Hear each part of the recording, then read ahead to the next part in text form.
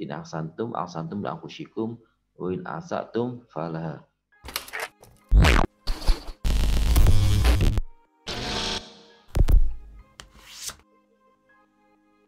Assalamualaikum warahmatullahi wabarakatuh. Alhamdulillahirabbil alamin. Allahumma sholli ala sayyidina Muhammad wa ala sayyidina Muhammad. Alhamdulillah kita bertemu lagi pada materi perkuliahan komunikasi dan konseling. Pada pertemuan kali ini kita akan membahas tentang konseling di farmasi.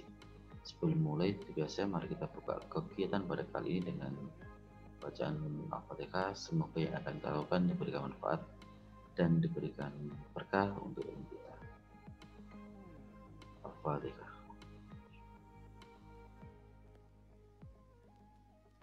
Oke, baik, terima kasih.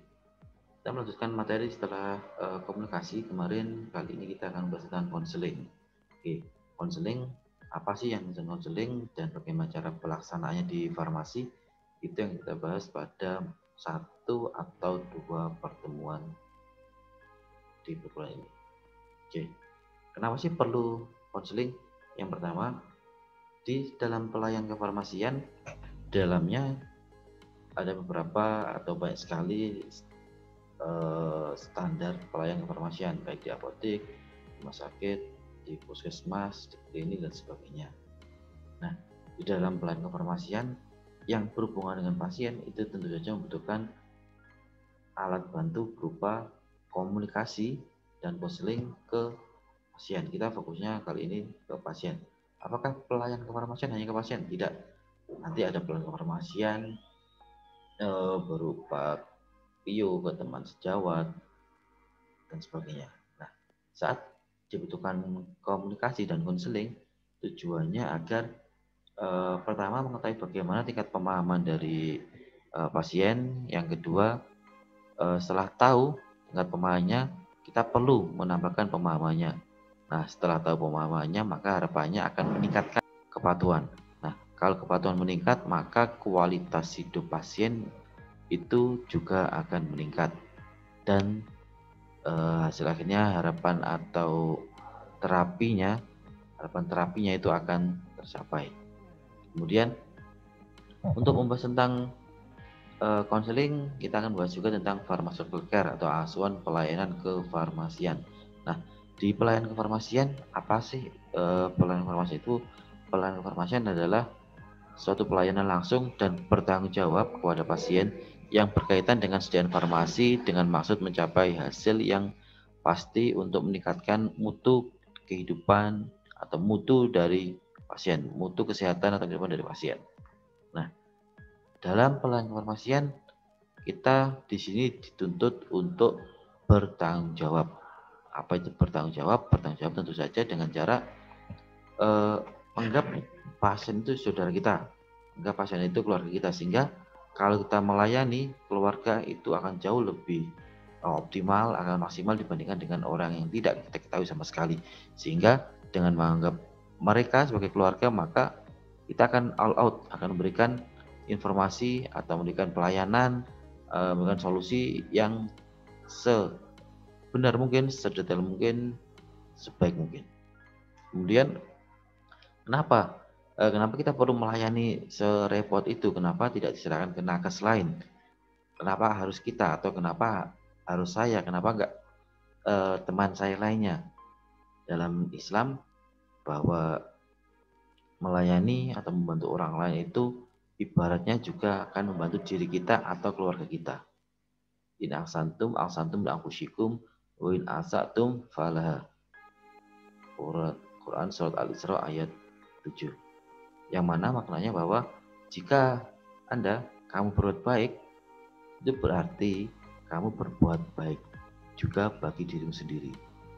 Dan jika kamu berbuat jahat, maka kejahatan itu sebenarnya juga bagi dirimu sendiri. Saya harapkan teman-teman sudah bisa menangkap maksudnya. Seperti misalkan saat orang tua kita saat pandemi seperti ini pergi berobat ke puskesmas, ke rumah sakit, ke klinik, ke dokter, ke apotek, saat teman-teman tidak bisa mendampingi, beliau datang ke apotek sendiri, datang ke rumah sakit sendiri, pasti kita mengharapkan juga orang tua kita, beliau dilayani dengan maksimal, dengan baik. Nah, dengan kita berbuat baik kepada orang lain, kita juga berharap orang lain juga akan berbuat baik kepada keluarga kita. Jadi salah satu motivasi dalam kita melakukan pelayanan seperti itu seharusnya. Jadi bukan hanya karena gaji, bukan hanya karena profesional, namun kalau diniatkan ibadah maka kita akan mendapatkan tidak hanya satu, kita mendapatkan dua keuntungan. Dunia dan akhirat kita dapatkan. Dan profesionalisme tetap terjaga. Kemudian secara teori, konseling berasal dari kata konsel yang artinya memberikan saran, melakukan diskusi, dan pertukaran pendapat.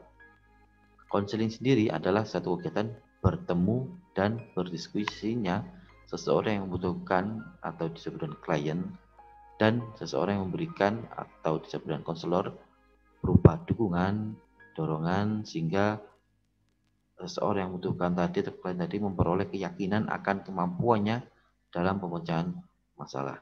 Jadi ada proses penggalian, ada proses penentuan bersama, sampai ke menimbulkan kepercayaan dari si pasien. Kemudian konseling dapat didefinisikan sebagai one-to-one interaction antara farmasis dengan pasien atau dengan caregiver lainnya. Bisa dengan keluarga, bisa dengan orang yang mengantarkan dan sebagainya. Konseling itu bersifat interaktif ya, karena dia tidak hanya bersifat satu arah, dia bersifat dua arah. Jadi ada komunikasi, ada tanya jawab, ada persetujuan dan sebagainya. Kemudian di sini ada asesmen apakah informasi telah atau tidak diterima seperti tujuannya. Jadi tujuan mau kita melakukan konseling itu apa, dan apakah pasien memahami bagaimana pasien memanfaatkan informasi untuk meningkatkan hasil terapi yang diinginkan. Jadi tidak hanya kita memberikan informasi saja, namun juga kita harus ada feedback apakah yang kita berikan sudah tepat atau tidak di dalam asesmen yang kita lakukan. Kemudian secara medical definition dari counseling adalah giving advice and assistance to individual with educational or personal problem. Jadi pemberian saran, kemudian secara individu, baik dengan cara penggalian masalahnya, tadi pemahamannya, dengan harapan tadi salah satu goalnya adalah peningkatan dari pemahaman. Kemudian prinsip dasar konseling ada dua pendekatannya. Cara medical model sekarang sudah mulai bergeser ke helping model. Prinsip dasar konseling adalah terjadinya kemitraan atau korelasi antara pasien dengan apoteker sehingga terjadi perubahan perilaku pasien secara sukarela. Jadi tidak ada paksaan. Kenapa perlu sukarela? Karena setelah dilakukan konseling kita tentu tidak bisa memantau setiap saat. Kita hanya bisa mempercayakan kepada pasien tersebut apakah yang kita bicarakan, yang kita sampaikan itu akan dilakukan. Itu yang terpenting. Jadi bukannya pasien paham namun perilakunya berubah. Jadi misalkan kita memberikan informasi bahwa Bu, maaf ini obatnya digunakan sehari 2 kali sebelum makan ya. Oh, kalau pasien bukan ya, namun kita tidak bisa memastikan apakah benar saat di rumah obat itu dikonsumsi sebelum makan sehari 2 kali. Sehingga pasien harus ada sifat secara sukarela mau berubah. Nah, ini sedikit perbedaan antara medical model dengan helping model. Kalau pada medical model kita memberikan suggest, kita memberikan saran, pasien hanya diam. Sedangkan di helping model pasien dia akan terlibat aktif. Pasien terlibat aktif, ya ada penggalian, ada komunikasi, ada tanya jawab dan sebagainya. Kemudian kalau di helping model yang kedua, kepercayaannya disyaratkan dari hubungan pribadi. Jadi ada kepercayaan bukan hanya karena profesi kita. Oh ini paham obat nih, bukan hanya itu, tapi ya kita bisa meyakinkan pasien bahwa kita itu mau membantu, bukan hanya bekerja saja. Jadi tidak hanya berdasarkan profesi, namun kita mau benar-benar mau membantunya. Yang ketiga, Kalau di medical model mengidentifikasi masalah dan menetapkan solusinya. Sedangkan di helping model tidak hanya diidentifikasi tapi digali. Masalahnya bagaimana dan cara pemecahannya, cara solusinya kita tawarkan, tidak kita tentukan. Kalau tidak patuh berarti harus penggunaannya bantu dengan keluarga. Tidak langsung seperti itu, namun juga ditawarkan, Ibu untuk supaya lebih patuh, ada nggak kira-kira cara yang bisa digunakan?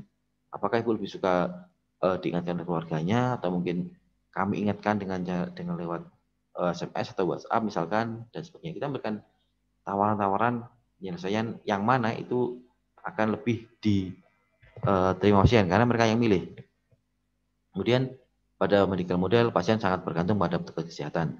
Sedangkan di helping model tadi di konseling pasien mengembangkan rasa percaya dirinya untuk memecahkan masalah. Jadi kita gali, kita tentukan tadi tawarkan solusinya dan karena pasien yang memilih, maka dia akan percaya diri. Oh, saya bisa, saya cocok pakai ini. Kemudian kalau di medical model hubungannya seperti ayah dan anak. Maksudnya ya saya memberikan informasi, Anda harus patuh. Itu di dalam medical model. Sedangkan di dalam model poin setara, mitra, teman. Jadi saya tidak lebih tinggi, Anda tidak lebih rendah, tapi kita setara. Jadi sehingga saat komunikasi akan lebih terbuka. Itu di helping model dan medical model. Kemudian berdasarkan peraturan Menteri Kesehatan di standar pelayanan kefarmasian baik di apotek, rumah sakit dan puskesmas, salah satu tahapan pelayanan kefarmasian adalah di konseling. Nah, konseling salah satu metode yang sering digunakan adalah menggunakan 3-prime question. Kemudian apabila tingkat kepatuhan ternyata rendah setelah dicek, maka perlu dilanjutkan dengan health belief model. Bahwa apoteker harus memastikan bahwa pasien dan keluarganya atau keluarga pasien sudah memahami tentang obat yang akan digunakan oleh si pasien. Jadi itu perlu untuk memastikan tahapan terakhir dalam konseling. Kemudian apa sih tujuan dari konseling itu? Jadi tujuan dari konseling salah satunya adalah menurunkan medication error atau kesalahan pada pengobatan, baik salah pengertian, salah penghitungan dosis, salah tadi cara pakainya dan sebagainya yang menyebabkan rasionalitas penggunaan obat tidak tercapai. Kemudian meningkatkan kemampuan pasien tentang pemahaman dan manajemen kondisi kesehatan pasien. Maksudnya terapi farmakologi dan non farmakologinya meningkat. Jadi tadi peningkatan pemahaman sehingga kepatuhan juga meningkat. Selanjutnya meminimalisir terjadinya ADR atau adverse drug reaction dan drug interaction atau interaksi obat. Jadi kalau menggunakan banyak obat, maka cara pakainya harus tepat, kapan digunakan obat A, kapan obat B dan sebagainya, serta kalau ada obat yang dia berinteraksi harus dipisahkan. Kemudian meningkatkan pasien outcome dan kepuasan pasien akan pelayanan. Kenapa sih kepuasan ini selalu diukur di dalam penelitian kefarmasian? Karena dengan orang puas terhadap pelayanan kita, terhadap fasilitas, terhadap informasi dan sebagainya, maka kepatuhan akan meningkat. Karena percuma obatnya bagus, percuma KIE yang kita berikan bagus, konseling kita berikan bagus, namun pasien dia tidak patuh. Ya, sehingga salah satunya adalah outcome pasien meningkat dan kepuasannya juga meningkat. Dengan kepuasan meningkat, harapannya akan meningkatkan dari kepatuhan pasien. Kemudian apa sih peran dari apoteker dalam konseling baik di apotek, rumah sakit dan puskesmas? Nah, perannya tentu saja dengan cara mengedukasinya, mengedukasi ke pasien, kemudian mengedukasi ke keluarga sehingga kepatuhan pengobatan meningkat itu hasil atau tujuan akhirnya. Nah, nanti teman-teman silakan ditambahkan di dalam tugas terakhir nanti apa saja peran dari apoteker dalam konselingnya.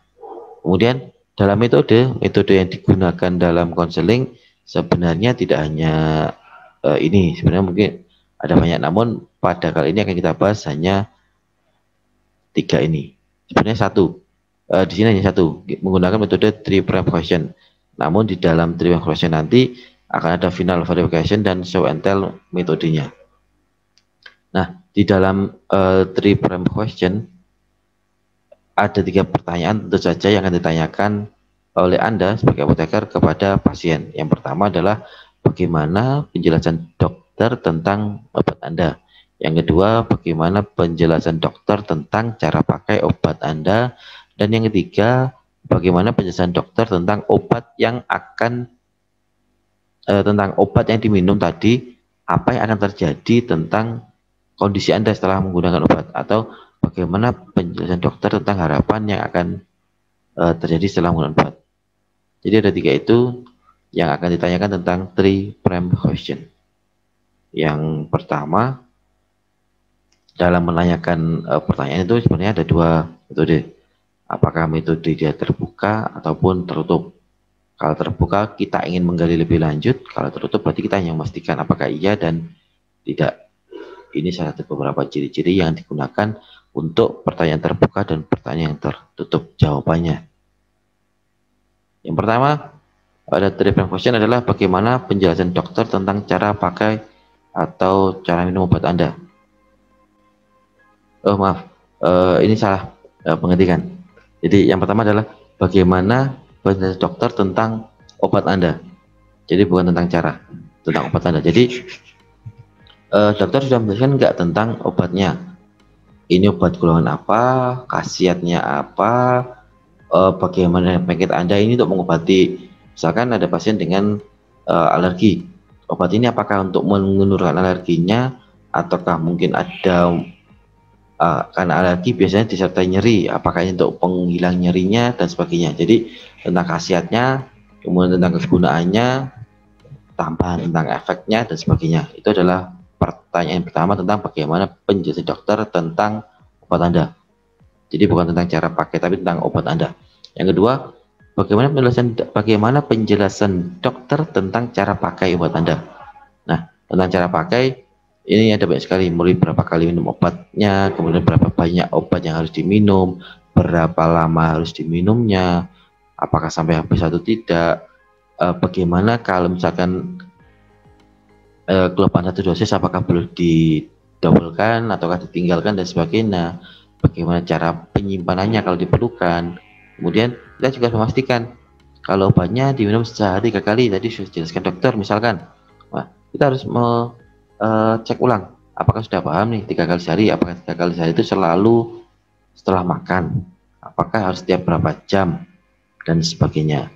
Walaupun sudah diberitahu berapa kali obatnya diminum, kata dokter sehari 3 kali tadi Mbak Mas, kita juga tidak harus berhenti, oh ya sudah, tapi kita harus tetap menggali 3 kali itu kapan, apakah setelah makan atau sebelum makan. Terus kemudian 3 kali setelah makan misalkan, jawab seperti itu. Maka kita juga harus mencari juga apakah selalu jam makan pagi siang malam itu, ataukah ada jam lainnya tiap 8 jam dan sebagainya. Kemudian bagaimana dengan obat dengan instruksi khusus, misalkan menggunakan inhaler, apakah sudah dikasih tahu caranya, ataukah sudah sering menggunakan dan sebagainya. Yang ketiga, bagaimana penjelasan dokter tentang harapan setelah meminum atau menggunakan atau memakai obat itu. Nah, harapan ya pasti sembuh lah harapannya, namun bukan itu yang perlu ditanyakan. Yang perlu ditanyakan tentang harapan dari penggunaan obat ini adalah tadi misalkan ada pasien di sini dengan mendapatkan obat amoxicillin, captopril dan CTM misalkan. Nah, setelah mendapat harapannya apa? Apakah panasnya turun karena ada infeksi misalkan? Oh, setelah mendapat ini nanti tensinya akan lebih terkontrol, atau mungkin alerginya akan berkurang. Maka gejala mana yang sudah diutarakan ke dokter dan apa harapannya? Jadi seperti itu, bukan harapan setelah minum obat ya pasti sembuh harapan utamanya, namun yang perlu kita gali gejala apa yang muncul dan kapan, apakah langsung sembuh, apakah akan menurunkan tekanannya misalkan kalau dia berhubungan dengan hipertensi, ataukah mengurangi atau meredakan gejala apa dan sebagainya. Itu perlu kita konfirmasi. Kemudian setelah kita tanyakan semua, kita berikan edukasi KIE tadi, kita konseling, kita berikan konseling, maka kita harus melakukan final verification atau penutup dengan cara memverifikasi ulang. Jadi kita perlu meminta pasien untuk mengulang instruksi yang telah kita sampaikan. Kalau memang kira-kira yang kita sampaikan obatnya cukup rumit, kita perlu mengulangnya. Harapannya apa? Untuk menyampaikan bahwa pesan yang perlu kita sampaikan itu tidak ada yang terlewat. Misalkan kita lupa nih, kita lupa memberikan suatu informasi, obat ini tidak boleh nih, obat A dan B diminum. Oh, ternyata kita lupa, maka kita dengan mengulang, pasien suruh mengulang, maka kita tahu, oh ternyata tadi belum saya sampaikan. Kemudian kita sudah sampaikan sehari 3 kali diminum setelah makan ya. Nah, kita akan ketahuan misalkan koreksinya bila ada misinformasi. Kita bilangnya 3 kali sehari setelah makan, mungkin tanggapan pasien 3 kali setelah makan. Berarti hanya sehari nih, besok nggak usah dan sebagainya. Maka kita sudah sampaikan ternyata mamanya kurang tepat. Kita juga perlu menggali ulang. Oke, ini menurut diagram langkah konseling menurut Herlinda. Jadi obat bebas ini bisa diterapkan di apotek, resep rawat jalan, rawat inap, di pelayanan informasi rumah sakit ataupun puskesmas. Nah, dalam konseling tentu saja tidak semua pasien kita berikan konseling. Ada beberapa pasien yang perlu diberikan, ada yang tidak. Kemudian kita perkenalan diri, jelaskan tujuan konseling apa, pada obat bebas yang sesuai indikasi, misalkan cukup dengan apoteker, maka perlu dengan obatnya, ataukah cukup dengan terapi non farmakologinya, ataukah membutuhkan penanganan lebih khusus yang disarankan dokter. Kalau rawat jalan tadi menggunakan atau rawat inap menggunakan pre-question. Kalau untuk rawat jalannya atau pasien datang ke apotek dengan membawa resep, kita juga menggunakan metode yang rawat jalan ini juga bisa di apotek kita. Misalkan ada pasien membawa resep, kita juga bisa menggunakan dari question tadi, kemudian mengeksplor masalahnya, komunikasi dengan empati dan respons pasiennya, serta tahap terakhir tetap kita lakukan verifikasi akhir. Nah, tahapannya ada bermacam-macam. Pertama, minimal ya, perkenalkan diri Anda dan cek identitas pasien juga, atau gali informasi pasien. Tanyakan pada pasien tentang obat yang dia terima, kemudian tujuan Anda melakukan konseling apa, kemudian jelaskan tentang pengobatan dari pasien, kemudian apa yang sudah pasien ketahui tentang resep yang diterima atau obat yang diterima. Kemudian selanjutnya juga harus mengakses atau menggali juga tingkat pengetahuan pasien tentang pengobatannya, baik dia secara terapi non terapinya, kemudian cara pakai beberapa obat, dapat obat banyak dan misalkan pada lansia dan sebagainya. Kemudian kalau ada yang kurang dipahami pasien, kita harus memberikan informasi atau menggali lagi sehingga tidak ada miskomunikasi. Kemudian mendiskusikan ada nggak pengobatan yang dibutuhkan misalkan. Kemudian kira-kira tanyakan pasien nih, ada lagi nggak yang mau ditanyakan atau disampaikan, baik terkait obatnya, kemudian berapa lama penggunaannya misalkan, dan sebagainya. Kemudian terakhir cek pemahaman pasien atau asesmen terakhir tadi, apakah sudah tepat yang kita sampaikan mereka pahami, atau mungkin ada beberapa yang terlewat tadi. Dan terakhir tutup. Ini secara ringkasnya. Mau secara detail seperti ini silahkan, mau secara sederhana seperti ini juga bisa diterapkan. Kemudian akhir dari perkuliahan ini nanti silahkan teman-teman menggunakan 3 resep. Ini anggap pasien mendapatkan, ada 3 pasien mendapatkan obat ini, 3 kolom ini, dan silakan. Jadi ini 1 resep ya, amoxicillin, captopril, CTM, resep kedua CTM Lonotap Incidal, resep ketiga antasida dan natrium diclofenac. Nah, dengan menggunakan 3 prime question, apa yang akan teman-teman gali dan apa yang teman-teman harapkan dengan menggunakan 3 prime question. Jadi nanti akan ada 3 kolom juga 3 prime question berdasarkan masing-masing resep ini. Pada pertemuan selanjutnya akan kita bahas apakah bagaimana ketepatan cara penggaliannya, dan coba kita diskusikan. Terima kasih. Kita tutup pertemuan kali ini dengan kafaratul majelis. Semoga kita lakukan diberikan manfaat dan diampuni segala kekurangan. Astagfirullahaladzim, subhanallah wa bihamdika, asyhadu an la ilaha illa anta, astaghfiruka wa atubu ilaik. Assalamualaikum warahmatullahi wabarakatuh.